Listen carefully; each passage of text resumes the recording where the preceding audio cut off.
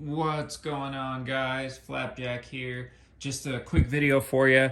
I'm sitting there online looking at all these new quads, these new what do you call them? Just Cinewhoops, and they're all open ducted. And I'm thinking, man, I wish I had one of those. And I'm looking at my Chaser 138, and I'm going, wait a minute.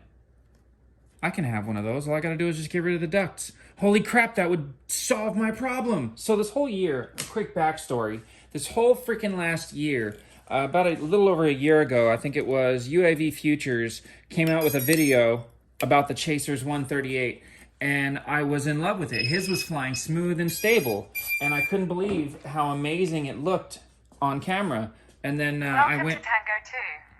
Sorry. I went and bought one, and it flew like crap. I couldn't get the tune to go right. I couldn't get anything to work properly.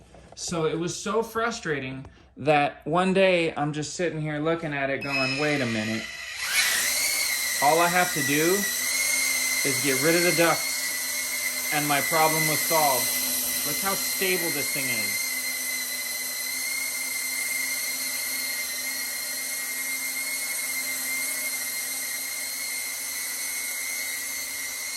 So much quieter too. Oh my God.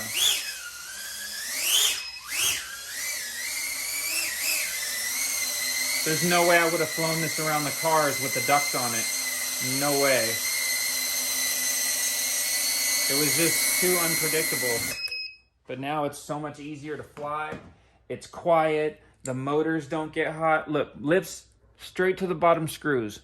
No problem at all. They're not hot. They're barely even warm. So if you have a Chaser 138 and it flies like crap, get rid of the ducts. Get rid of the foam ducts and put it all back together and you will be happy you did it.